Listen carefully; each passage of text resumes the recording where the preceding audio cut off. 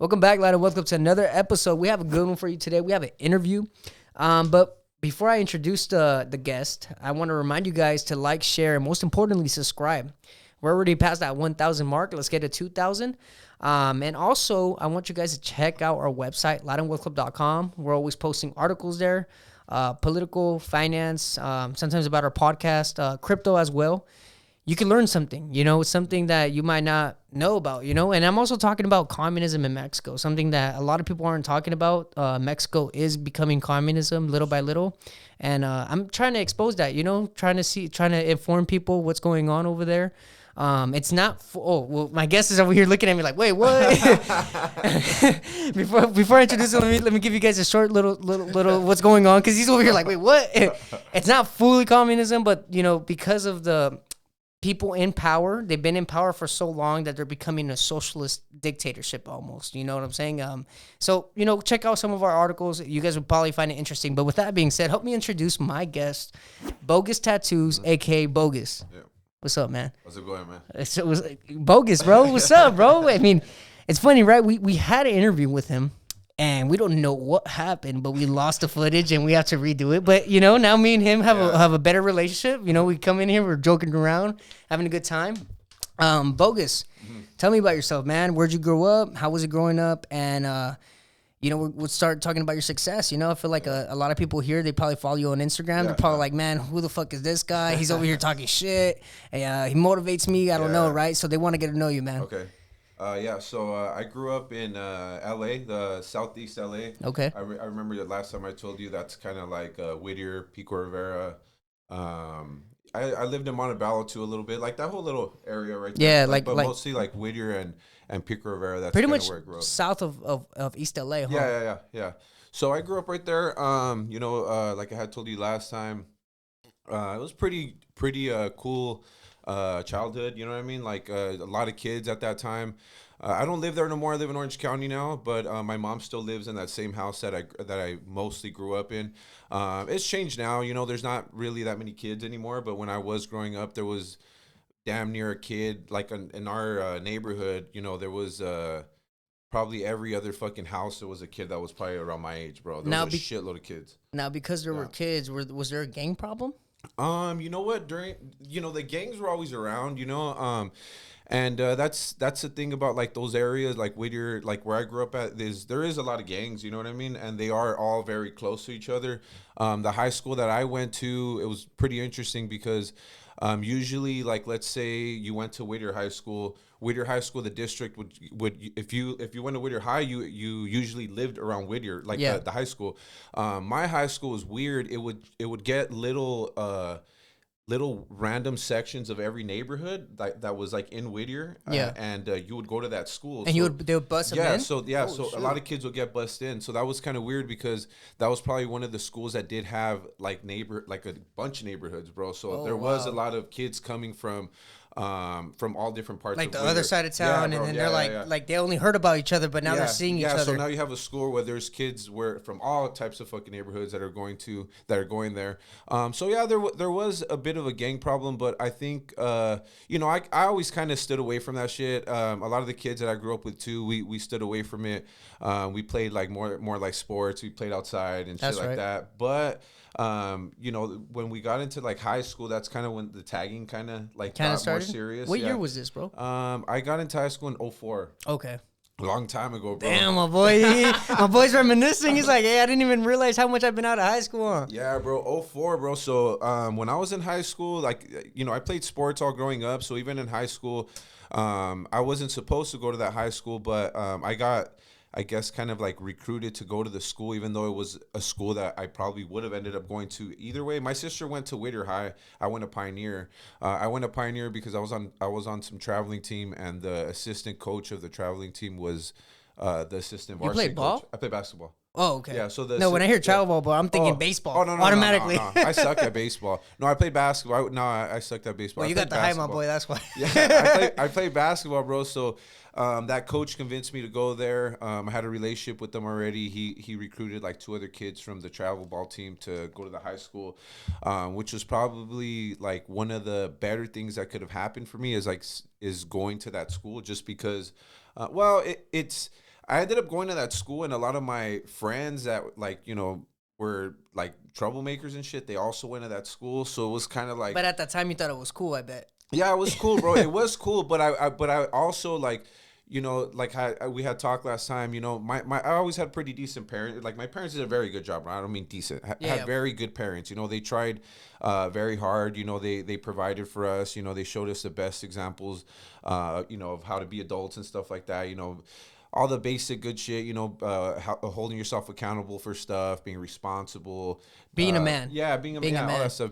So mom and dad were both home. Stepdads. Okay. Yeah. My real dad was, in and out of my life. He was in prison most of the time, most of my childhood. So my stepdad was actually the one that raised me. But he was still around though. My dad, he did a pretty long stretch, bro, from the time I was in middle school to like high school. So he was in there for a minute, bro. But was the effort there? No, because I wouldn't have no contact with him because this is before cell phones, bro. So I couldn't really, yeah. Well, cell phones came out more. Well, they were. So there were like letters in. He would write me letters, bro. Yeah, but I wouldn't fucking write. I would just like read the letters. I think I remember getting maybe like 2 or 3 letters, that like I said, like Christmas letters and shit like that. But yeah, my mom and him didn't really have a communication so much. And, things were a little different back then. As like now, if you have a family member that's in prison, they could even call you on a cell phone, all kinds of crazy shit. Oh, yeah, you know what I mean? Like, sneaking that shit. Yeah, but back then, it was more like letters and then like a phone call every now and then. I would talk to him on the phone, but I had a relationship with him at a very young age, like elementary school, and then a little bit after high school, I had a relationship with him. Yeah. Okay. Now, the tagging, did that go anywhere? Did you end up becoming maybe a graffiti artist? Yeah. So I think when I played basketball pretty competitively in that travel ball team. We would play a lot of like fucking really good teams like all in Southern California and even other states and shit. Sometimes we played in some pretty crazy tournaments. But so I was able to kind of see where I was at, and I was pretty good, bro. But then once I got into high school, I think a mixture of like me being burned out from playing so much already, like playing in so many fucking games already. I was like, fuck, dude. There was also a lot more pressure, because there was like I had gotten like basically like recruited to go to that. Not recruited, but yeah, my coach fucking got me to go there. I wasn't supposed to go there. So there was pressure for me to fucking perform and do good.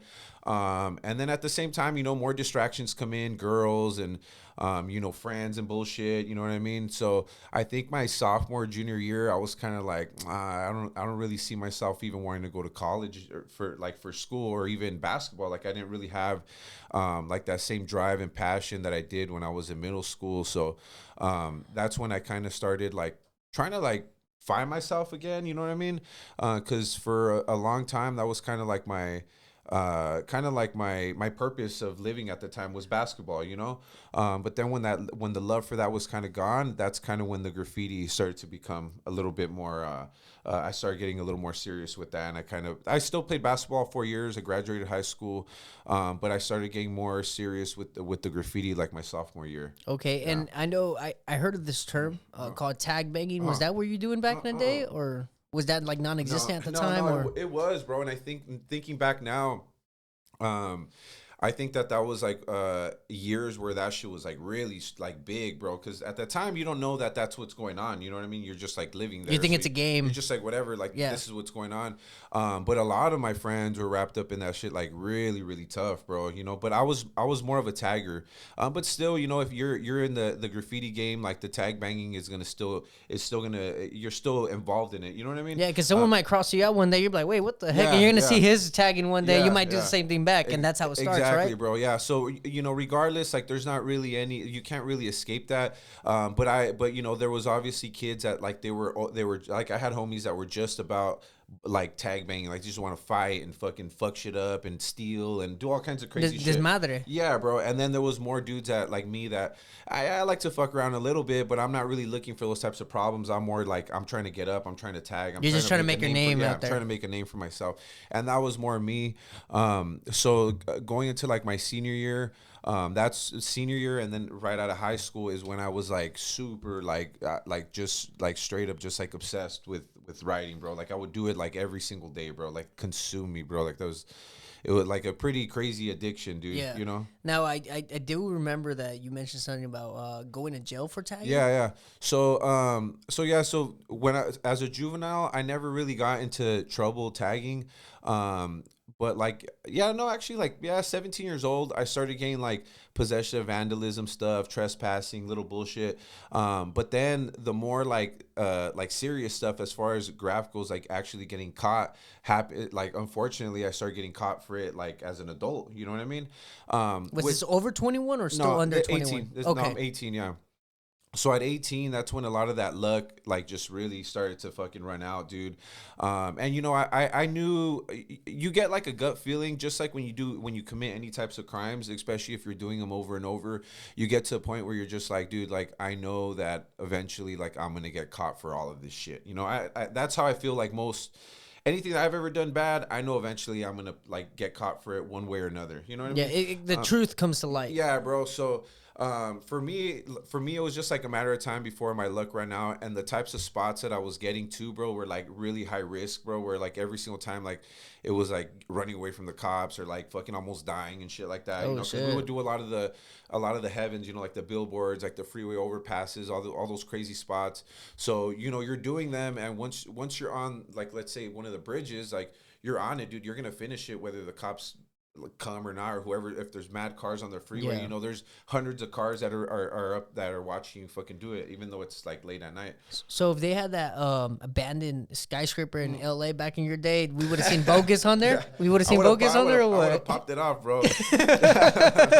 Hey man, I forgot I mentioned that last time. So right now it popped up to my head. I'm like, I gotta bring it up. Yeah. Well, I would have definitely probably even this. I was like, fuck, dude, I fucking feel like going up there, but I wouldn't do it, bro. You thought about it, fool? You're driving around like, damn. I still look at spots, bro. You know, I still have spots. It's trippy. I still have spots from when, you know, when I was younger that they haven't gotten hit that are still in my head. And I'm like, dude, that would be a crazy spot. And dudes haven't got it yet. And that's where was really cool about Graph was a lot of imagination in it too. You know, kind of like really push the limits of it. You know, do shit that like no one else is willing to do to really stand out. You know what I mean? Which unfortunately is a reason why I ended up getting caught, bro. Is just a lot of the vandalism that I was doing was on a lot of spots that had never gotten vandalized before. So these fools are tripping. Yeah, huh? bro. Yeah. So like I had told you last time, to summarize it pretty quick. I had priors already for like getting caught, basically, like possession of vandalism tools. I had got caught red-handed one time on a heaven, but during that whole time that I was getting caught for all this little petty stuff, and including like the one that I got red-handed on the heaven, they were already building a fucking case on this whole fucking shit. Remember I had told you? Yeah. They were getting a case on you. Yeah, they ended up raiding my house. It came on the newspaper. It was like this whole ass shit, you know, so much money worth of property damage, because I had priors for it already. You know, now it was considered like a probation violation, and you know, and I have all these priors now. So now they're trying to like really throw, like, you know, pretty crazy time, you know. Yeah. And at that time was also a time where they were cracking down on a lot of the graffiti, and it was, I think, one of the first times that they were trying to throw like gang injunction on some of the tagging crews, you know. And So like tag injunction in a sense. yeah. So and ours was one of them they were trying to throw gang injunction on it, which was kind of crazy, bro, because you know I prepared myself, you know, to at the most I'm like, maybe I'll do like a year, you know what I mean? Maybe I'll do like a county, they call it a county lid, which is like, it's a nonviolent crime. A county lid is a year. It's 4 months and 20 days at the time. That's what you would do on a year in county. Yeah. So I was like, that's probably like the most I get. I'm like, I could do that, you know, that's not too crazy. But then when I'm going to court, they're like, oh, you're gonna do like 5 years. I'm like, what the fuck, dude, you know? And then there's like 3 with half, and then 16 months with half. But this is all going upstate. It's not going to county. Now you're going upstate. You're going to prison. Yeah, bro. And I'm like, oh fuck, dude, like what the fuck? I wasn't really preparing myself for all that shit, you know? What was your mindset at that time, my boy? Damn, bro. Like what was the fear? What was going on? It's crazy because you have to, you know, being in there, you can't show that you're stressed out. You know, if not, you're gonna get clowned on. Like, dude, you're a stress box, and you know, out of respect for you know, some of their homies, you know, there's dudes that are doing real time in there. You know, you're gonna they're gonna look at you like, you're gonna be bitching about a few months. Yeah. Even if you're bitching about 5 years, bro, there's people in there that are never gonna get out. You know, so it's a hard situation because out of respect for some of the homies, you just gotta shut the fuck up and act like nothing's going on and like everything's good and not be on the phone too much and program and do your workouts and just fucking try to stay positive and just fucking program. But inside you're like, fuck, dude. Like I'm counting the year. I'm like, dude, I'm gonna get out when I'm like 24. Like what the fuck? Like I'm like, I'm fucking young as fuck. Like what the fuck am I? And back then you've only lived so many years, so being in there for 5 years is a fucking long time, bro. Did you you know get what I mean? scared straight? You know what? Not yeah, I did. Yeah, I did. But unfortunately, I ended up going. That was my second time going to county, and then after I ended up, that case got resolved or whatever. I ended up getting time served. They didn't have enough evidence to throw the gang injunction or any of that shit. I had already fought the case for like, I think it was like 5 or 6 months I had fought the case. They actually ended up giving me 6 months, but I had actual like 6 months served already. So I just got fucking court release. And I ended up like 3 years later, I ended up catching a violation. So I guess it didn't scare me straight. It did scare me straight to the fact that I knew that wasn't the type of life that I've always known that wasn't the life I wanted to live. I'm pretty good at learning from other people's mistakes. And my dad, he fucked up pretty bad, being in prison, most of his adult life. So right away I knew as growing up, like that's not the type of shit that I want to do. And even homies around me, good homies that I grew up with that were going to juvenile hall and all that shit, went to prison as soon as they turned 18. I knew that wasn't the type of shit that I was trying to do. Yeah. You know what I mean? And they were good. I had good friends, bro, that would come out of prison when they, they're going to prison 18. They, did like 16 with half, which is 16 months with half.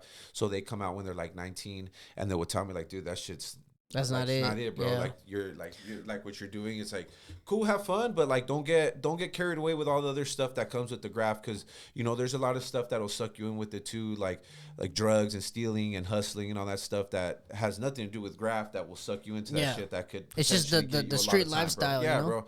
So it did scare me straight, bro. I was like, fuck this shit. Like I don't want to be in here, especially them like even considering giving you that much time, like that was an That's offer. crazy. I was like, what the fuck, dude?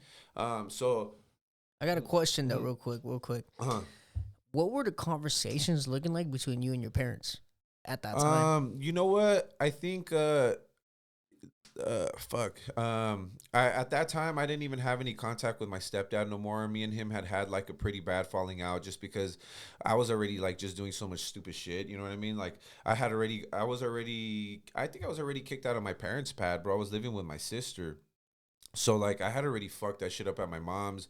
I just felt really bad, bro, because two of the times that I got arrested, one of them was on Mother's Day and one of them was on my mom's birthday, bro. Oh, can you imagine that, bro? Damn. So, I know, dude. Like, what fucking luck? And yeah, your jefita must have felt a certain way. And you know what? Back then, being so selfish and just stupid and just like not worrying about anything else. Like, if I would have known that night was Mother's Day or the next day was my mom's birthday, I would have just chilled, bro. But I was just so fucking stuck into that mindset of I want to get up and I got this spot and I got a ride and I got paint. Like I'm just stupid, bro. You know what I mean? So it was for sure, bro. A lot of the way that things worked out. I think even going to county during that time, 2009, 2010. If you went to county jail during that time, like you know how county jail was at that time. It was crazy, bro. Because I went in 2014 or 2013 and it was completely different, bro. It was a lot more under control as far as not like the cops go, the way that the jail was ran. When I went in like 08, 09, it was like, what the fuck? It was a whole different thing, It was huh? crazy, dude. Yeah, the sheriff gangs like that they talk about. It was crazy, bro. Yeah, you just see a lot of crazy shit, bro. You're just like, damn, I can't believe I'm fucking in here, bro. And then I'm like I'm like still a kid, bro. I'm fucking 19 years old, bro. I'm like fucking. And it was probably a lot worse in the 90s and 80s. Oh, fuck like, yeah, you know bro. what I'm talking about? Yeah, hell yeah, bro. And you know what's crazy, bro? I mean, I hear this from a lot of homies that LA County, if you can survive LA County, you can survive anything. That's what everyone says, yeah. I mean, I don't know if that's true, but you know what I'm saying? I've heard that same saying before. Right? Yeah, I've heard it a lot of times. Mostly here growing up in LA, that's what you hear a lot. Like, yeah. Oh, bro, if you ever get caught up, you go to or like you hear about people bragging that they've been in county. I mean, Yeah, I it's never been crazy, arrested bro. for nothing, right? It's good, bro. And you know but what? That's what's still, you know, that's what's crazy is a lot. Dude, I know people that have never gotten arrested, and they're like some of the craziest people, dog. It's like that shit doesn't, it's not, it's obviously gonna shape you into a certain type of person, bro. But I would never brag about it, bro. You know what I mean? Yeah. I'm not like ashamed of it, bro. But I'm not gonna like brag about it. You know what I Yeah. mean? I didn't even do a lot of time like that, bro. So I don't even like talking about it like There's that just too people that much, like bro. talk about Yeah, it, bro. fool, and it's Yeah.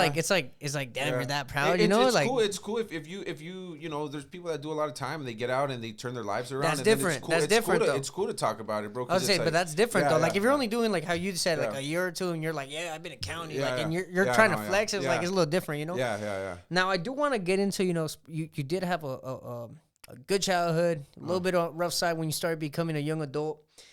When did the mind shift start to happen, bro? Like when did positive stuff? Yeah, like when did you start focusing on business, maybe I think money? you know what? I think when that time that I fought that case, bro, for that fucking the gang injunction shit, I think when I was in there, bro, was like one of the first, because I think I have like ADHD, bro. Like I'm always like, when I'm out here, I'm always like this and this. I'm doing all I'm kinds the of same shit. way, yeah. I'm thinking about I'm doing math problems in my head and I'm counting shit and all kinds of crazy stuff. Yeah. So I think being in there for that time, like I was able to kind of just like reflect on everything, bro. Reflect on my childhood, on my parents, just like on the direction that I was going. And I think that's when like a light, like a switch went on in my head, bro. And I'm like, you know what? I need to stop feeling sorry for myself, bro. Because I think that's a lot of us, a lot of like people that come from my background is like we want to blame shit like on someone. Oh, my mom, or I didn't have my dad, because that was my shit. Oh, my dad, this, that, this. Or I didn't have the opportunity, or I didn't have the this or that. But nah, bro, I did have it, bro. My parents, they tried the best that they could. You know what I mean? And it was me, bro. At the end, it was me. It was me that had Your decision making. It was me that had the anger issue. It was me that didn't want to listen. It was me that didn't want to grow up. I was selfish. All that bullshit, bro. So I think being in there, when I got out, I'm just like, dude, I'm the only one that's gonna get myself out of this shit. If I want to be successful, if I want to, make my parents proud, like I need to put in work, bro, and I need to go back to the basics, man. That what I know is like hard work, like in sports, bro. That was one thing in sports. Work was ethic. Like, you cannot cheat the work ethic. If you show up to a game, you're gonna tell that you haven't been practicing, bro. Oh yeah. You show up to the game and you've been practicing, you've been conditioning, you've been shooting fucking 1,000 shots a day. People are gonna know, bro. Even if you guys lose, the coaches, everyone's gonna know that you fucking balled out. You know what I mean? Yeah. So there's no really hiding that. So I think that's where a lot of the mindset change. And I had put a little plan together for myself. Coming out like of what I was gonna possibly do. You know what I mean? Was there any notable homies or family members that might have tried to put you in that path that maybe got you thinking? For sure, I had support from like my mom and my sister. They. Oh, even after falling out? Yeah, bro. Yeah. My mom never gave. My mom, she never like gave up on me or like turned her back on me or anything like that. But it was just like tough love. It was just like, I'm not gonna bail you out of jail. Like you got to figure this shit out. That's what my mom would have done. Yeah, and then when you get out, it's like you need to do something. And like that's what I was very fortunate that I had. My mom and my sister that were just like, hey, dude, like you need to do something. You're not just gonna like stay at home and just chill. Like you got to get a job. You got to go to school. You got to do something, right? And I already knew that, So coming out, I started going to college. I couldn't get a job because it's kind of during like the end of the recession, so the economy was still not the best. Was this 2010? 2010, yeah. Okay. The recession was still not it wasn't like bad, but it was barely starting to pick up again, Yeah. And there was still a lot of uncertainty in like the economy and stuff. Yeah. Were you tattooing at that time? Starting No. to tattoo or thinking of tattooing? So when that time that I was in jail, I had a bunkie that had a bunch of like drawing books and magazines that had like tattoo shit in it, and he would. Oh, my bad. No, he would be like, hey, dude, you could use all that shit. Like, I've looked through all that stuff. You want to draw, whatever the fuck, have paper, pencils, whatever the fuck. So I started, sharpening up on some of my drawing skills. I had always drawn as a kid, middle school. I was in art classes, high school. And even my background, like I have family members that are artists. I remember I told you last time I had an uncle that was a professor in a college for ceramics. He's like a pretty well-known, famous artist in Mexico. Like what's his name? Salvador Magana. Okay, I'm Yeah, gonna have to like- look him yeah, up, my look boy. him Or up, bro, even yeah. even then, I might. Oh, look I him could up, just bro, tell yeah. someone from Mexico. Yeah, like he has like even some of like the fucking like the like the books that they give you in school and shit like that teach you like ceramics, like some of his theories and shit are in those fucking books. Does he? No me digas, wait. Does he do the old school Mexican shit where they're like spinning it and then he's doing it I with think the so. hand? Yeah, that's how you do it. Yeah. Oh, because yeah. I've seen that shit Yeah, growing bro, up. I remember yeah. one time we went. I don't remember if it was Guanajuato or Jalisco. One of the two, because we always travel to different states when we go. We're from Aguascalientes, so it's like all those yeah, states yeah, are all right yeah, next yeah, door. yeah. And there I've was been this there food before. just going boom, boom, boom, boom, and he was just like he was getting the clay and he was making pots and stuff, Yeah, bro. yeah, And yeah. it was just like. Yeah, You could just tell it was just an older man and he was just doing his thing, bro. Yeah, and he yeah. had a bunch of pots and they're all for sale, you Yeah, know? yeah, yeah. And I'm just like, damn, like to me, bro, I just love the tradition of Central Mexico. I know you're from Jalisco, right? Yeah, yeah. Okay, so I just liked how that whole area, Jalisco, Zacatecas, Aguascalientes, and Guanajuato, it's kind of like old Spanish. And Yeah. then they have all those like nice architecture Yeah, and stuff yeah, like that. yeah. It's just amazing, It's badass. you know? Yeah, it almost feels like you're in Europe, almost, bro. It's Oh, crazy. straight up, and It's mostly with crazy. those churches. Yeah, You bro, go I into know. some of those churches, and you're like, damn. know, You're like, yeah, is that real crazy. gold? I know it's 'Cause crazy, bro. It's fucking. You're like, there's more gold in here than. I like history and stuff, but like being younger, I was stupid, bro. I wouldn't pay attention to shit. We'd go to Guadalajara and we'd go to like the cathedral, and I was like, oh damn, this obviously you're like this is crazy, but I never fucking knew. It sounds so stupid. I didn't even know this fucking the Spaniards were the ones that built those shits. Yeah, right, dude? and they built them in top of pyramids. I didn't even fucking know that, bro. I didn't know any of that shit, dude. I thought like fucking Mexican people build it, But now, So that's what I've been telling people my Yeah. whole life is like, because I went to Tulum for the first time, and I sick, thought bro. my whole life, bro, I just thought that Mexico's history was a group of people that were like, hey, there's empty land here, Yeah. let's build churches. yeah. That's what I Yeah, thought I Mexico's know. history was. Yeah. And I think that just becomes, I think that comes from us or those certain areas having more Spanish background than indigenous. Yeah, yeah. Because you go to Tulum, they Oh, don't, yeah, they don't have bro. that. They don't have I that know, mindset. bro. I've been to Tulum before too, and Yeah. it's a trip, bro. Like, we you took a see tour guide, and you he see was some telling us shit. serious like Yeah. indigenous people, and you're Yes. like, what the fuck, dude? Their Like, facial fuck, yeah, structures, bro. their height, They- their skin they color, look like everything. they look like like a lot of this, like you went to Chichen Itza. No. Oh, okay. So when you go there, they have like I don't know, like fucking like statues and shit of like Of the Mayans. yeah. And then they look like then- that. Yeah, bro. You go Yes. into the town and the people look like the Like the statues. nose, Yes, everything, Bro. I yes. was like, what the fuck, And bro? and it's so a weird, right? trip, Because when dog. you go where we're from, there's no statues or nothing. There's just churches Yeah. and beautiful architecture. yeah, And yeah. it's just like that's what I tell people. It's like two different worlds, Yeah, bro. bro. Like Yeah. when I went to South Mexico, I was like, "Am I in Mexico?" Like I had to it's a like trip, bro. Yeah, It's a bro. It trip. was just like no one here looks like me. Yeah. Everyone here is, when I was talking to people, they're like, "Oh wait, you're Mexican?" I'm like, "Yeah," and then they're like, where are your parents from? And I would tell them, and they're like, oh, and then this is what they would hit me with. That's New Mexico. And I was like, New Mexico?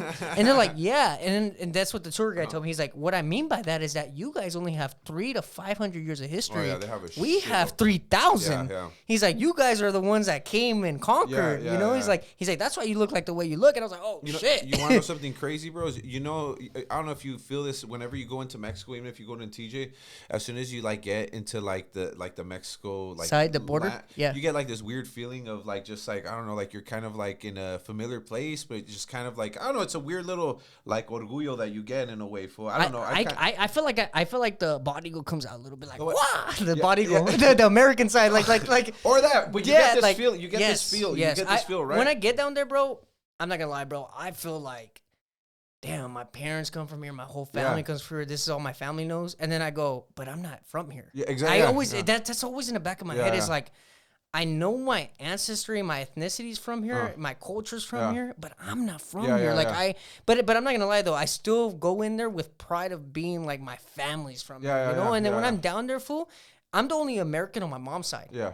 So like all my cousins are down there. Oh shit. So when that's crazy. that's what I mean by I'm the only American. I'm literally the only American. Everyone like on my mom's side, all my first cousins, all my aunts and uncles, they're all down there. My mom's the only one that lives here.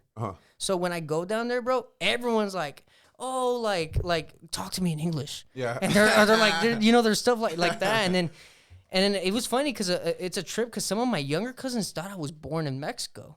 And I'm the only one in the whole family that wasn't born in Mexico. I was born over here, right? So I remember when my cousins found out, they're like, well, my older cousins knew, but my younger cousins didn't know. And they're like, wait, you're not Mexican? And I'm like, no. Yeah. And they're like, what the fuck? Yeah, yeah. Like we thought they took you there when you were a kid, and they trip out because the thing is that they have baby pictures of me down there. Yeah, yeah, So yeah. they're like, no, we thought you were from. I'm like, nah, bro. They would take me down there. That's about it, you know. Yeah. But you know what, bro? Let's go back to the to the topic. You know, we got kind of distracted with yeah. Mexico. Going back to the tattooing, you're drawing in county. You're okay, getting yeah. you're getting your art back up.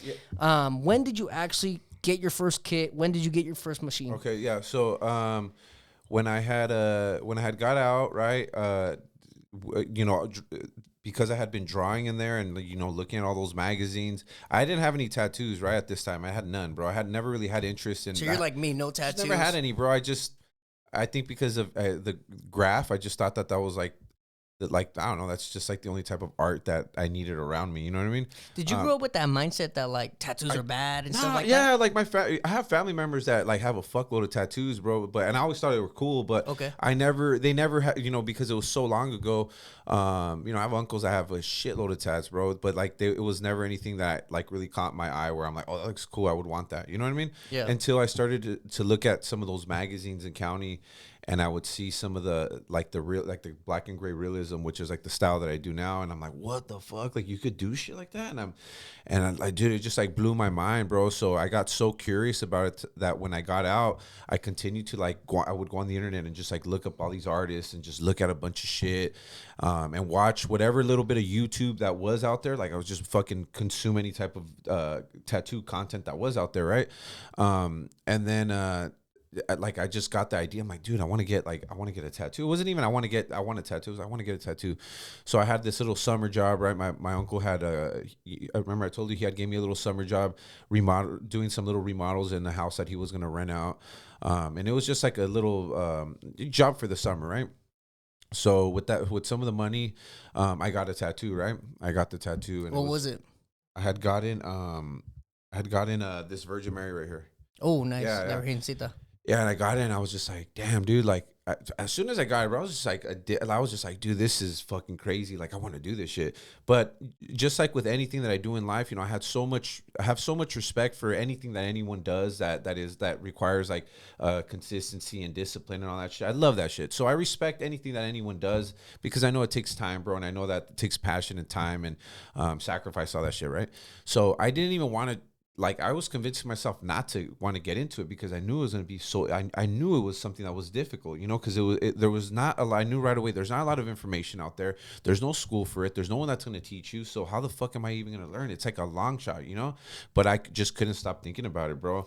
Is there school for tattooing now? There is, bro, but it's bullshit. You know, like all of it is, to me, you know, with no disrespect, like to other artists and stuff like that. You know, to me, there's no schooling for that shit. Like that stuff is like you either have to learn from someone that respects you enough and that's going to take you serious and that you're going to take it serious and that you're going to respect him and you guys are going to have this agreement where maybe you work at his shop and you clean and you fucking are just like the shop help and then eventually they slowly start showing you some stuff. You know what I mean? Yeah. That's the only real way to learn, or learn on your own like I did, you know, but you're going to have a lot of mistakes and you're going to fuck a lot of people up. You're going to be super stressed out all the time. But that's how I learned. From your first tattoo to your first day at a actual shop, how long did it take you? It took me about like 2.5 years tattooing on my own, bro. And you were doing that at your house? Bro, yes, but when I'm telling you, like, this is a thing that people don't understand. You know, now I don't want I don't want to discredit any younger artists. You know, I respect all the younger artists. Think it's awesome, but there's a lot more resources now. There's a lot more information now. When I was learning, there was fucking nothing, bro. So everything's trial and error. You're doing a tattoo one day, it comes out good. The next day, you do the same shit. It's like something's off. What is it? Is it the machine? Is it the rubber band's too tight? The rubber band's too big. You're using the wrong tube, the wrong needle. Is your power supply? Is your clip cord? Is your fucking foot pedal? Is it fucking anything, dude? Is it the client? Is it the ink? Is it the skin? It's like so many fucking questions, bro. And there's no one for me to ask, bro. So it's just so much trial and error. And then like writing notes. What did I do different this time? What did I do different last time?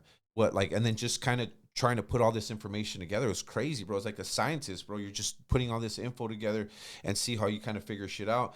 Eventually, I did start, when I was tattooing on my own, I did start to get a little bit, my work started to get a little better as I went. And as I would get a little bit of money, the way that I would learn is I would go and get tattooed by like artists that I looked up to. And, you know, I wouldn't go in there like, oh, I'm a tattoo artist and all this shit. I would go in there and they wouldn't even know I tattooed. And that was even better because I could watch everything. They weren't gonna try to hide shit. Like I could count the drops of ink that they're putting in there. I could see what brand of needle, what type of machine. I could see fucking everything, bro. The voltage that he's running the machine, what size mag he's using. Line. I was just like, look at all this stuff. My boy went CIA. Yeah, on them. bro. Yeah, and then eventually, I started to ask questions, and they would catch wind, like, "Hey, dude, do you tattoo?" And I'm like, "Yeah, I do." Like, what the fuck? You've been coming here like fucking. You already came here like 4 times. Dude. Like, fucking. You know what I mean? And They're like, my whole game plan. but it was like my way of like I didn't want to come in like. I didn't even want to call myself a tattooer, bro, for the first 2 years. I didn't even think I was worthy of that shit. You know what I mean? And like, I think that's the difference between, like me, like what's helped me to, like all these years, bro, is like I've always known, like when to talk and when not to talk, bro. And when you don't know nothing, you shouldn't be talking. You should just shut the fuck up. You should be like the person that no one's paying attention to in the room. And because if there are a lot of people nowadays, I get these young dudes that want to learn and they come in my shop and they're just bah, bah, bah, bah, bah, bah. I'm like, dude, shut the fuck up, dude. Like, how the fuck are you gonna learn anything if you're just talking, dog? Like, how you cannot use your mouth and your ears at the same time, bro? Like, just use your fucking ears, dude. Like, shut the fuck up. And I was that kid. Things are a lot different now, though, bro. Like like I love the younger generation, even with tattooing. Is you guys are so fearless, bro. You guys aren't afraid. You guys are down to apply yourselves. You're down to take the risk. I love that shit, bro. With a lot of my generation, people were scared. Like, oh, I don't want to do that. I don't want to look stupid. I don't want to. You guys don't give a fuck. I'm about to show you my the podcast we did with Tattoos Tattoo Shop because he's my age and he literally started off giving out free tattoos. Oh, and so like he was like what you talk about, being fearless, going in there with no schooling. Yeah, that's awesome, nothing, bro. That's cool. And I had I had a little bit of that. I had a lot of that too, bro. But you guys are at a whole other level with that shit. Yeah. Like with everything, bro. And I love it. I love it. Like the homie, he has like the homie tattoo shop. He already has a studio and everything. I'm like, bro. damn, That's bro. good, like dog. his growth has been explosive. You know what I'm saying? Now.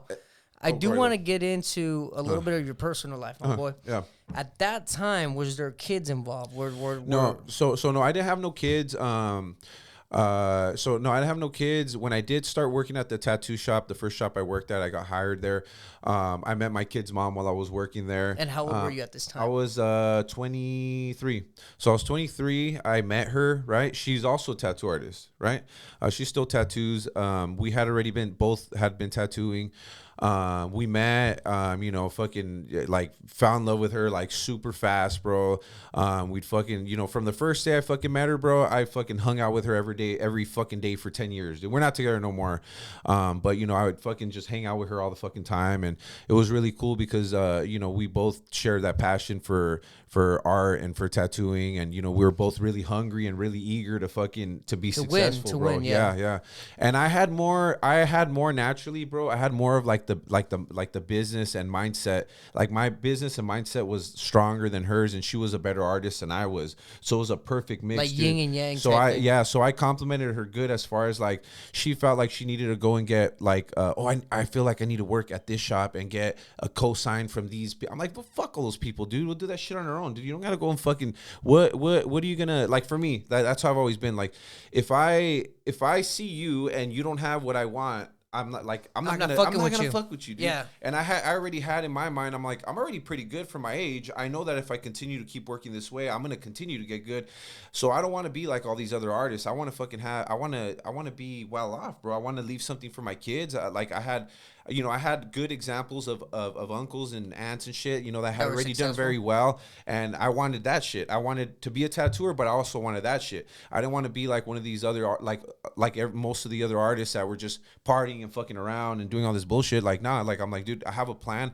We can execute it this way. I think it'll work out. And we continue to work that way and then work together. And then, eventually, we found out we were going to have my son. We were only with each other for like a year. So then we had my son. It was just at the time she was working at a shop, I was working at a different shop. It just made more sense for us to work together. So we opened up a private studio in Whittier. We worked there for about like 2 years.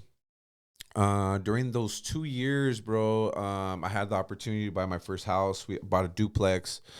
For that first house that I bought it with a homie, right? So he was one of, like, let's say my mentor, bro. I would say, like as far as real estate. Yeah, he was he had already bought and sold houses before.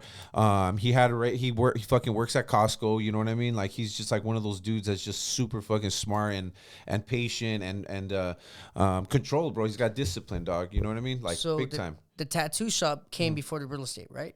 Yeah. So the studio came before the real estate. Yeah. Okay, and then when you did the real estate, Uh. your homie showed you the game FHA, Yeah, showed you yeah. how to really do yeah, it FHA, and stuff like that. how different loans worked and all that stuff. And at the same, like he would tell me some stuff, and I knew that he'd be like, "Look, I'm on a W-2 form, so this is the way these things work for me." Yeah, and you're But 1099. At the time, I was like, 1099, so it's a little bit different.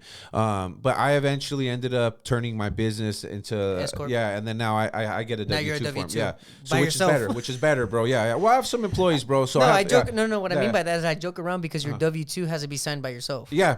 Like for you to cash that check in, it needs your own signature. Yeah, it's crazy, huh? But no. I'm on the same boat, my boy.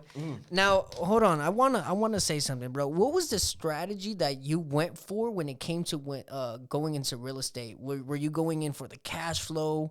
Were you going in maybe for the interest rate? What was really the thing you were looking for that first deal? I wanted a cash flow, bro. You know, like that's for sure. Well, my homie timed that one perfect, bro. So he told me, hey, let's buy this property. It's in a good part of Whittier. It's a duplex, which is already a no-brainer. Like there's always need for rental properties in Whittier. And there was a juvenile hall, an abandoned juvenile hall, right? Los Padrinos? No. It Or was Frank Okay. St. Nallis, some bullshit. I don't know. Oh, Nelly. Yeah, Okay, yeah. So it was like there in like the early 2090s and 80s. It's an old fucking building, bro. They tore it down and they fucking built like a shopping center and a bunch of homes and shit like that. So we bought it when it was still a juvenile hall center, bro. They ended up bro. So wow, to like run like some quick, I'm just talking about. I'm just thinking of the equity, bro. A $400,000 home for sure went up to 600 easy. Oh, bro, we easy. we bought it for like 540, and like 4 years later we sold it for a little under $1 million, bro.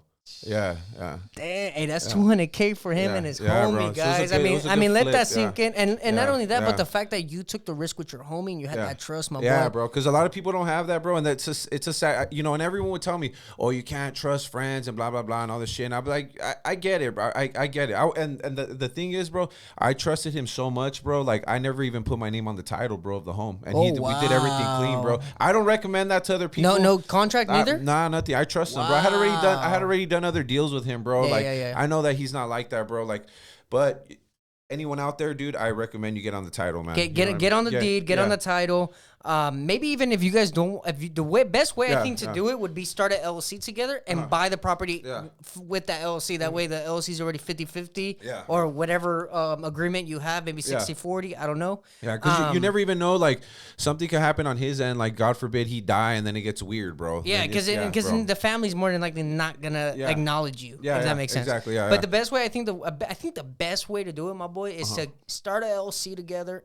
Put the money together in the LLC and then have the LLC buy that property. Yeah. That's the best. I think. In my opinion, I really don't know. You're more in the real estate game than I am. I'm barely trying to get in, my boy. I'm waiting for that 2008 crash, my boy.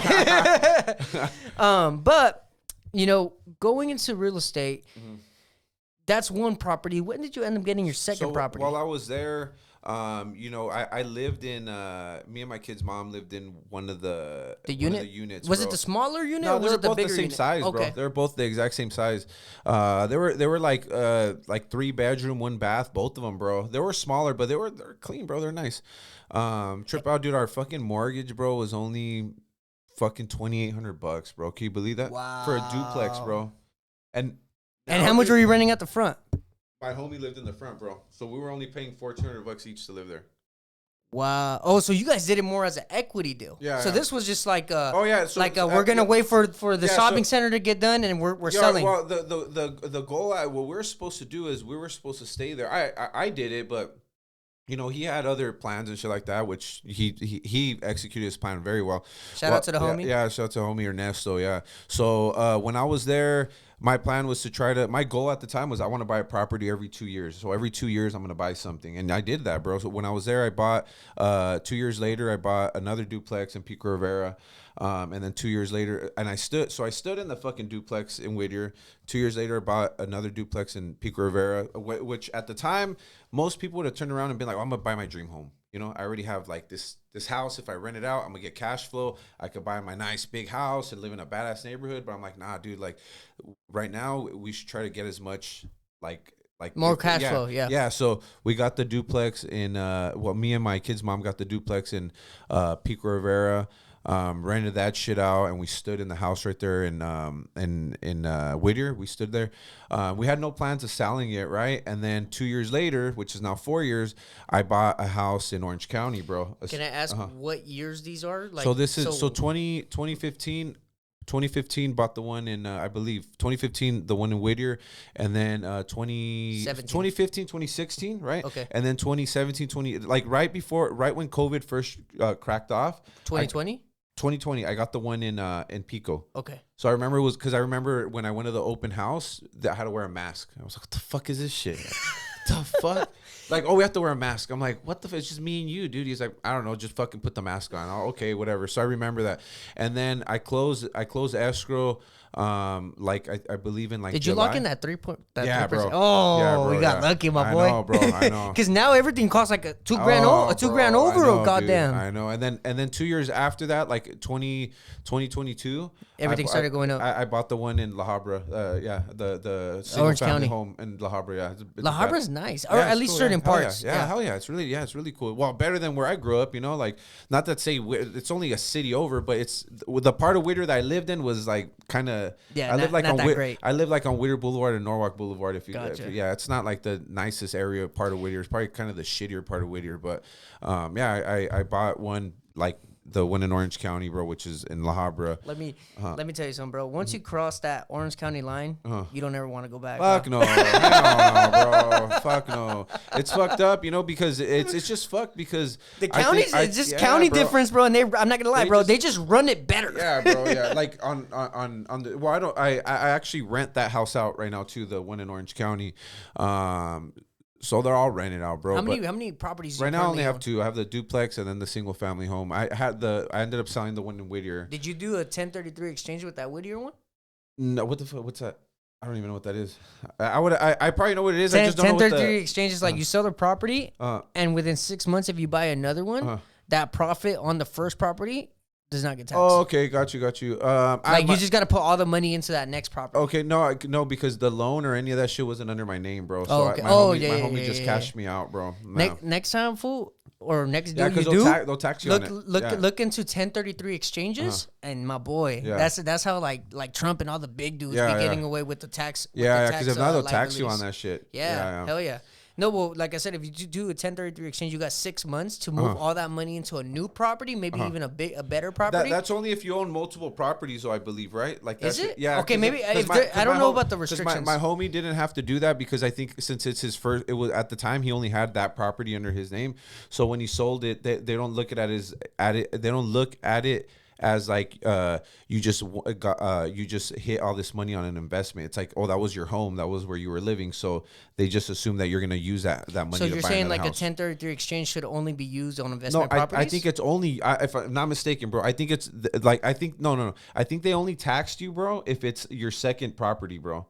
So if it's not your main residence, bro, I believe so, bro. If it's your main residence, they don't tax you on it. No profit. Yeah, no, they won't tax you on the profit. No, I don't think so. No capital gains. I don't think so. No. What? If I'm not mistaken, you probably know more than that. I think there's. I mean, it has to be treated like a stock market because if you hold it for a certain while.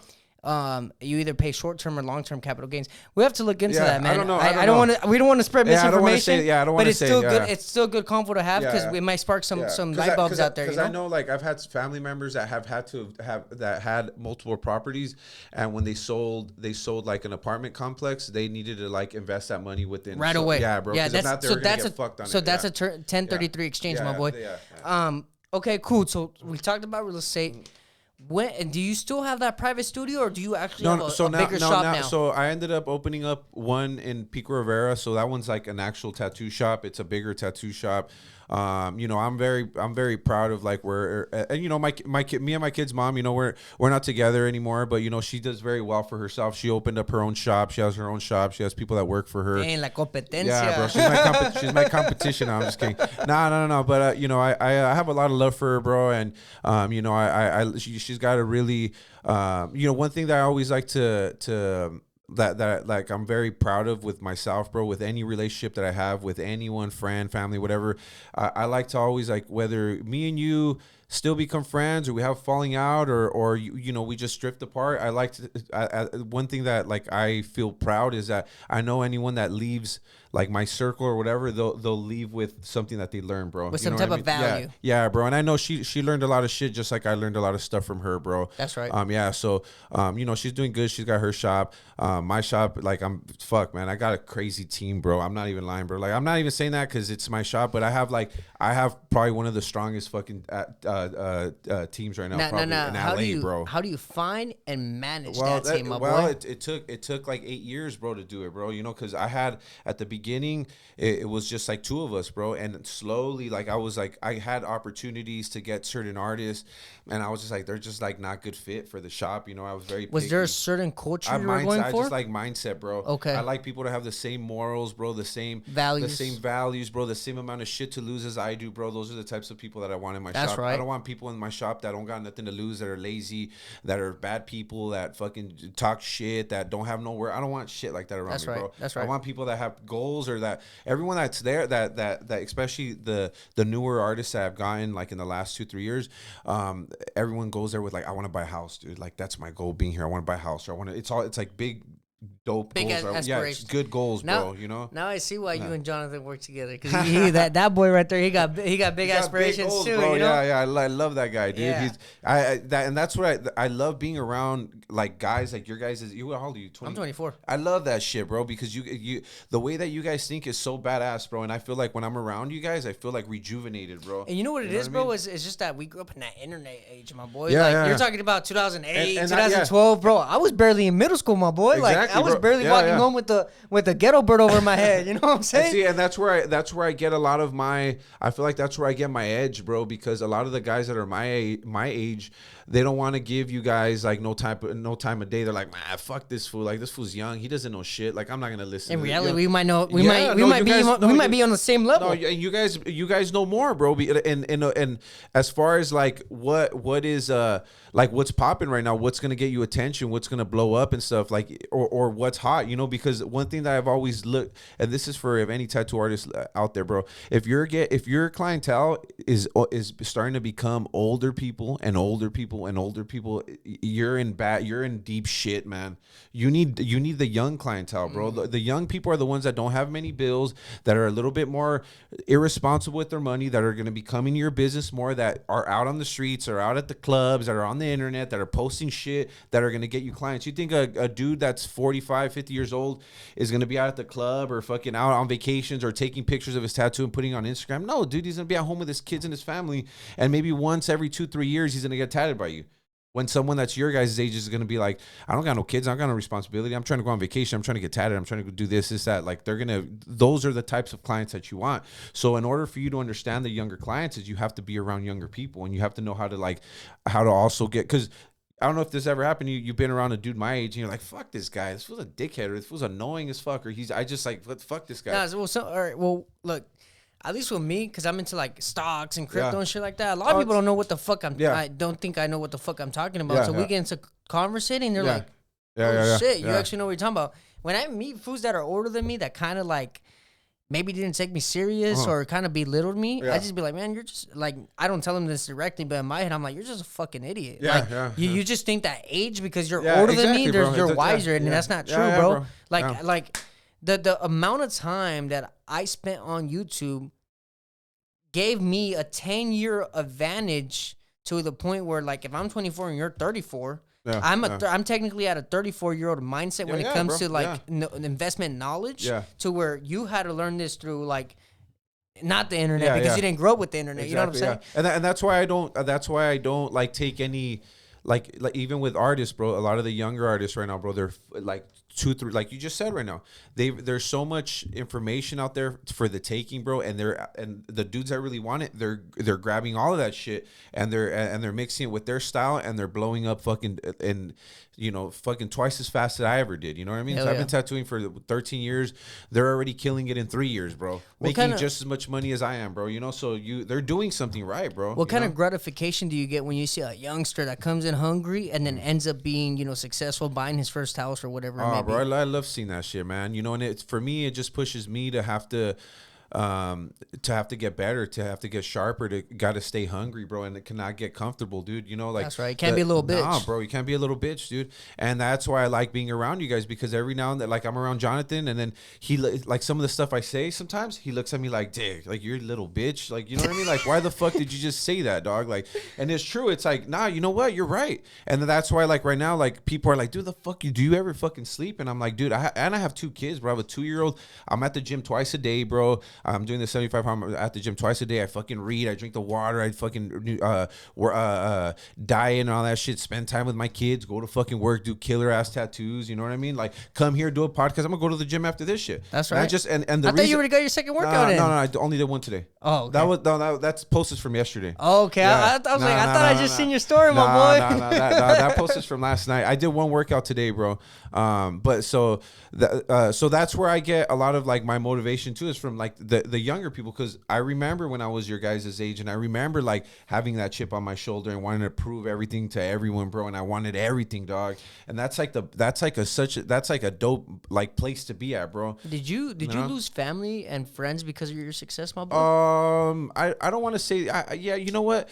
My real friends, bro, like even my homies that like maybe aren't making the best decisions or not in the best places in life right now, they're still my friends, bro, because they respect and they respect me, and they know what I had to do to get to where I'm at. Of course. And I don't act like a dickhead. You know, I always tell them, hey, dude, if you ever need help with anything, like advice, well, I'm not gonna give you money because I know you ain't gonna pay my ass back, bro. You know what I mean? But if you need real help, dog, like you want to clean up your life, I'll pick you up to go to the gym, dog. Start there. You know, I'll start with that shit. You know what's funny? What I mean? I've always said, don't call me for money. Call me for a job. Yeah, like, yeah. Or call me for an opportunity. Yeah, yeah. Like instead of asking for money, hey, bro, do you need help? Yeah, yeah. And it's like, bro, I might need help, and yeah. I'm like, I could pay you. You know what I'm saying? And then the ones that were never, that, you know, because it's sadly, you know, it's just part of life, bro. Some people, they come from the same place that you did, and you're doing it, bro, and they're mad at themselves because they can't do it. It's not nothing personal, it's them, you know. So was there people that felt entitled? Fuck yeah, everyone feels entitled, bro. No, about your success though. Like, oh, bro, like, you got lucky. Yeah, everyone. Like, a lot of people would say that shit. You know, a lot of people would say I got lucky, this and this and that. But as the older that I've gotten, it's like this shit ain't luck no more, Hell bro. No. Maybe it was luck that I got into the industry when it was booming, but it ain't luck no more, bro. Because right now the economy's slow, and I'm still my shit's still booming, bro. Hell yeah, you know? and that just shows that next year, you know, we're gonna get rate cuts, we're gonna get all this, and stocks, crypto, everything should be booming. You know, next year, even real estate. It shows that, bro. Next year, you might open your second shop, my boy. Bro, you know, yeah, and that might be a bogus accomplishment. Even bro, the same year, you might even get another property. Shit, you know, who knows? Bro, you know what I'm saying? That's a goal for next year, bro. That's what I'm trying to shoot for. That's right. This last year, bro, I feel like I took my foot off the gas a little bit, and this is to you know, to kind of, you know, to tell you guys, you know, when you get I got to a place where I got comfortable, dude. I was like, dude, my shop's good, I'm making money, I got passive income coming in from the property, I don't have that many bills, I have the cars that I want, I get to go on vacation, I have fucking my kids, like, I'm cool, I'm chilling.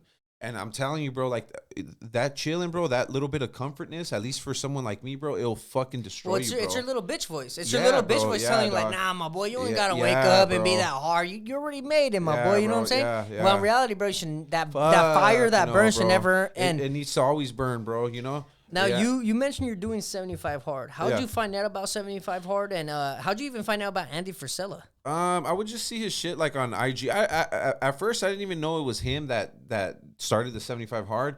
You just knew he was a hardcore motherfucker. Yeah, I was like, damn, this guy says some cool shit. You know, like he says some cool shit. And there's very few like people out there, like influencers that. Because a lot of it sounds fake, bro. But his shit, you could see it. You could see that he does it, bro. And it's just, he's just a fucking badass, real, my bro. boy. Yeah, he's just a badass, dude. And I'm just like, I would see his shit. I'm like, damn, everything this guy says, he says is so sick. And it's just badass. It's just speaking to me, bro. And then that little voice, like my conscience, bro. Yeah, the little bitch voice. No, the good one. The one that my conscience kept telling me, hey, bro, do it. But then my little bitch voice is like, nah, party for a little bit more. Like, drink a little more, or do this, or next month.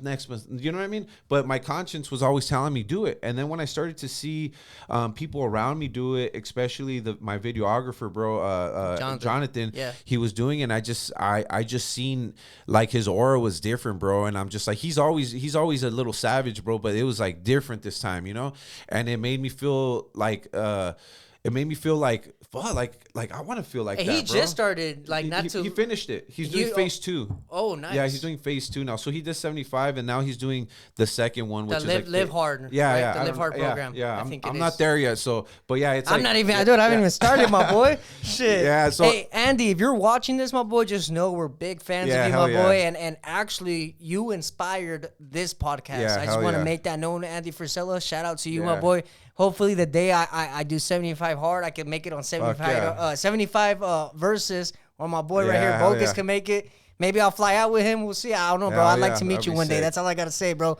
Yeah, I see Andy as like a OG big homie in business. Yeah, he's bad, you know what I'm saying? bro.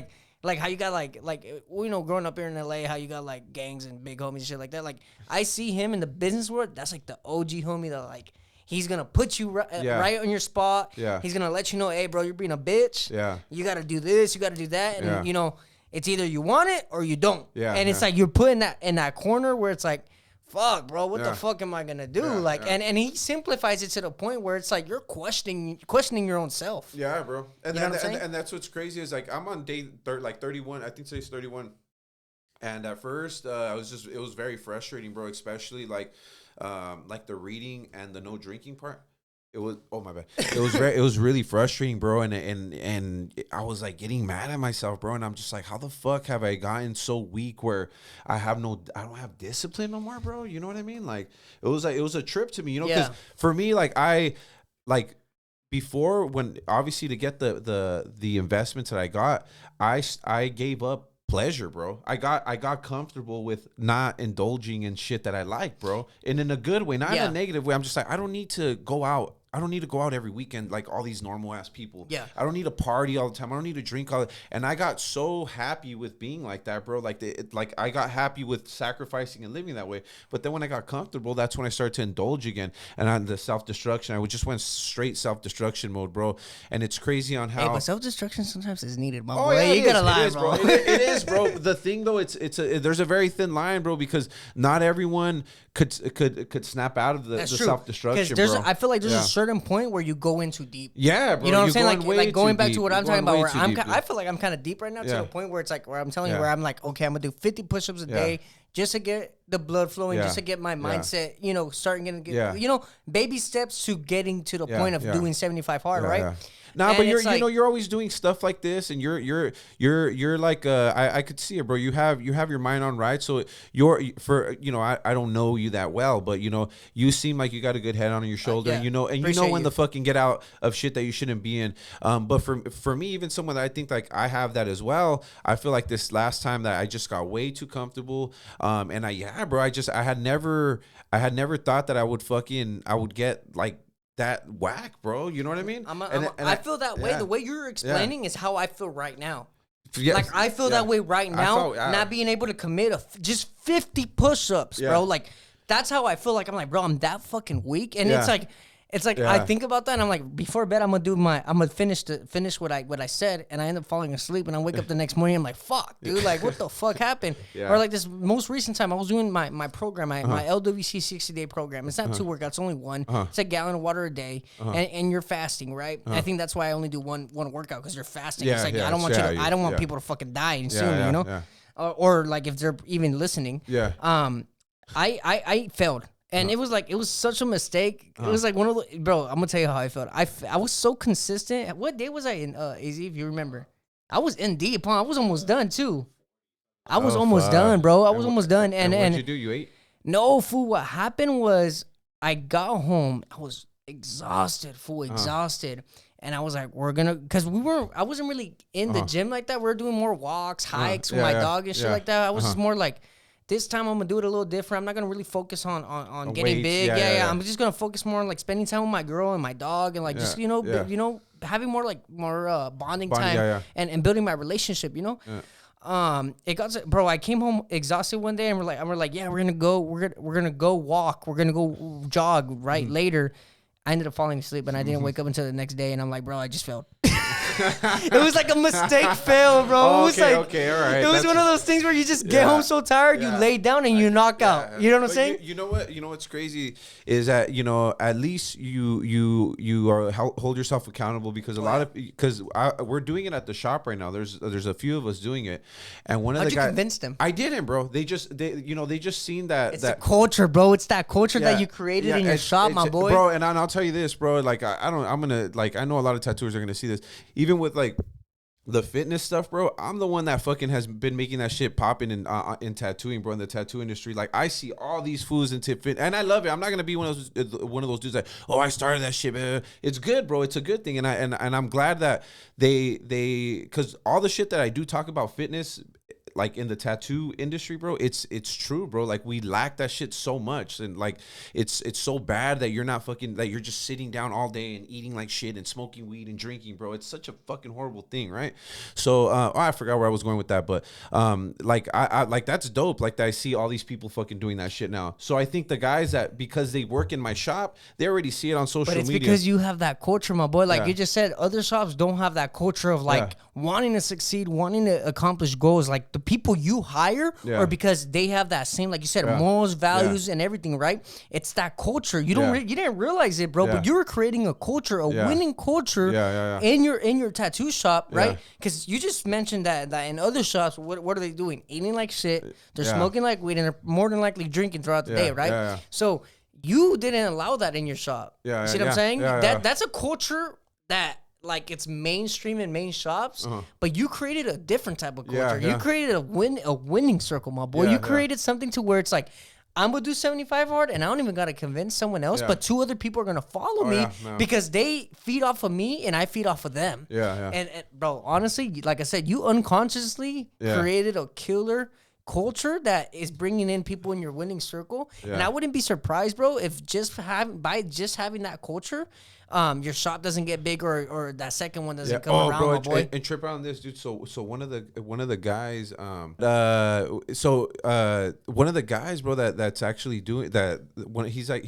He's not even big, bro, but he's like a heavier guy he's not heavy, but he wants to lose weight, right? He already lost like 20 fucking pounds, bro. He's day 31. Oh my god! And he's not like fat. He's not like starving him. So he's just like on a diet, like a high protein, low carb diet. And then he's just doing his workouts, bro. And he hasn't posted no progress pictures or anything like that. But he went to like an art show or something like, they had like a fucking art show or whatever the fuck, right? And I told him, like, dude, I bet you when you go, people are gonna fucking trip out. Like people you haven't seen, they're gonna fucking trip out on how you look, bro. Because at our shop already, they're like, he'll come in, dude, and he'll wear like tighter clothes, and I'm like, what the fuck, bro? You look fucking different, dog. Like, and that's it. I fucking see him damn near every fucking day, bro. You know what, bro? You're gonna have to link me up with him, because if he finishes, my boy, I know he is. He is. I know he will because of what you're telling me, right? I want you to link me up with him when he finishes, and I want to have him on to just talk about that mindset shift, right? Oh yeah. Because at least with him being a guy that's on the heavier side, I mean, I don't know. Are you naturally scrawny or are you naturally like thin? When I was younger, I was scrawny, and then I got fat, and now I'm like kind of in between. Okay. Oh yeah. But I'm saying, like, for heavier set guys that maybe might have been heavier their whole lives, it's like, dude, if our mindset change to work out and to do shit is hard, I feel like to them it's 10 times harder, Oh, fuck bro. Yeah, bro. Yeah. You know what I'm saying? And that's why I would like, you know what I'm saying? What's the homie's name? Bovey, the homie Bovey.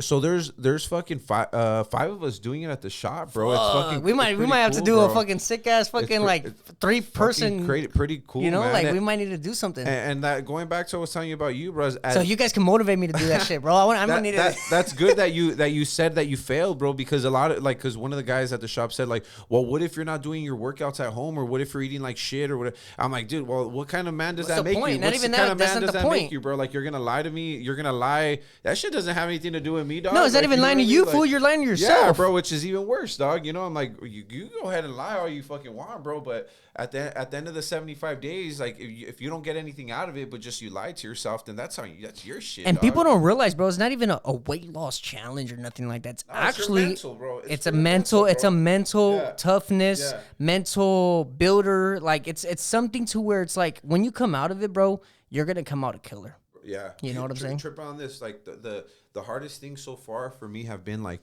the weekends, bro. Like the weekends where Not going out or what? everyone's going out, and just like fuck, dog. Like I don't have my kids, and I'm just like on a Sunday I don't have my kids. Everyone's going out, everyone's doing shit, and I'm just like fucking like driving home at night. Like I'm like, what am I gonna go do? Like I already worked, I already did everything. Like I'm not gonna watch TV. I don't really watch TV. Like I have to read my book at home, and it like kills your pride, man, because you're just like, fuck, I want to fucking be out. I want to go eat somewhere dope and have a drink and chill.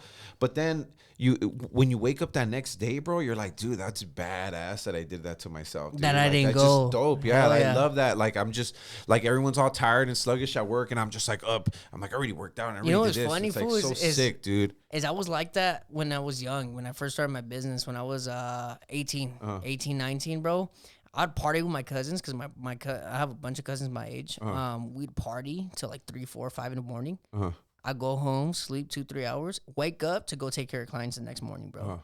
Like that's that. Like I was doing that shit, bro. Not only that, but you know what? You mentioned something too. Is killing pleasure. Yeah. One thing I did too when I started taking my business serious at 18 was I know this is gonna sound funny, my boy, but it was a big choice for me. All right, I sold my Xbox. That was like my biggest changer, bro. Was selling my Xbox, getting rid of my like gaming shit. Because the thing is, bro, when I was starting my detailing business, bro. And it would get to the point where I'd be playing video games all day where I'd be like, oh, I'll just cancel. I only have one client. I'll cancel him for today. Like, I don't need to. I could just do him tomorrow. It's cool. I'd catch myself doing that. So at one point I was like, bro, let me just sell this shit to my little cousin. Sold it to my little cousin for $100. Changed everything, huh? Changed it all up, bro, and just went full onto my business and grew it in 6 years. Unfortunately, due to the economy, I just shut it down. It was surviving. It was good. It was still profitable, but it was just that time, bro. And not only that, but I do plan on moving out of state. So it was just that time. But you know, we're already kind of coming to the end of the podcast, my boy. What would you say to 18-year-old Bogus? You know, if you could bring him into the room right now, what would be the advice you'd give him? I think it would be to continue to believe in yourself. You know what I mean? Like whatever plan that you do have, is like stick to it, you know, and like the obvious stuff, like, you know, like the consistency and the discipline, and all that stuff is just stick to it. You know, I think a lot of times, you know, like for me in the tattoo industry, I was always like looking for like validation sometimes as a young artist, or I felt like I had to do things a certain way, or like I would get an opinion from someone that was like that more status than I was, and it would discourage me, bro, and it would make me scared, and I would be like, oh man, I don't want to do that. Like, oh, maybe I should maybe it's not my turn to do it, or I shouldn't go that hard. Maybe I'm doing too much.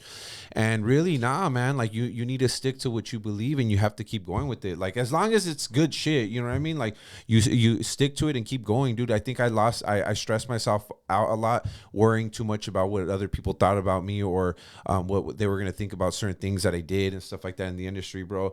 And, you know, now looking back at it, like I did everything the way that I should have done it, bro. That's and right. Like me sticking to myself, believing in myself, doing shit my way. Cause, you know, my way might not work for you. Your way might not work for me, man. You know what I mean? So everyone works in their own different way, dude. And, you know, I think that, you know, just like a lot of you young guys right now, you guys do shit crazy, bro. And it fucking works, dog. You know, it's like, and then you guys, when you guys are up there, it's like, told you, motherfucker, like I did this shit like with the crypto. I'm sure a gang of people like, oh, that's stupid. It's a fucking scam. It's all this and that, and then you fucking hitting on it, bro, like crazy. Oh yeah, no. I always post my profit, and then I'm like, I literally quote unquote, crypto's a scam. Yeah, bro. Yeah, nah, bro. It's like. But it's like right now, right? Crypto's down. Crypto's like bleeding right now. People are like, oh, it's not a good time to buy this and that, bro. This is why I'm buying, because it's going down. What's a Bitcoin right now? It's high, no? Bitcoin right now is pretty high, but like.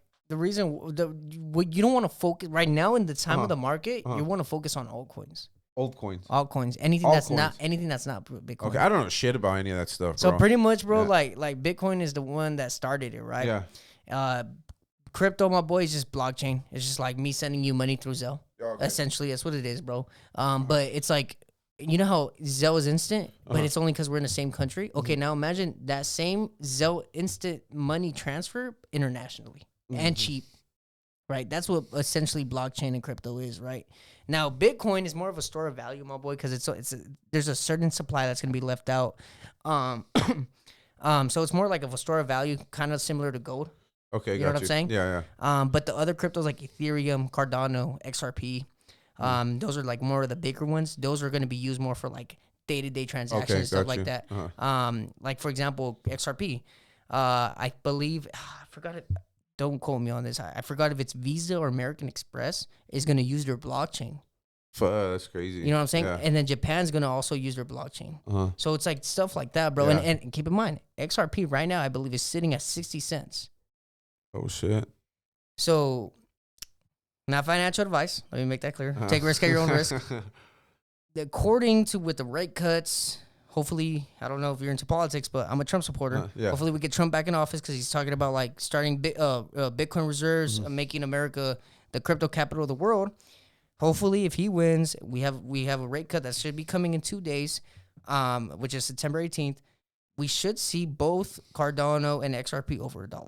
Oh, shit. And like I said, XRP's at 60 cents and Cardano's like at like 33, 35 cents. Oh, nice. So it's like things Great like advice, that, bro. huh? Yeah, well, it's not advice. No, I know. It's Yeah. not advice. don't set me up for failure, Bogus. You're going to get me sued, my boy. If I get served, bro, I'm going to be like, yo, it was the other dude. I didn't say shit.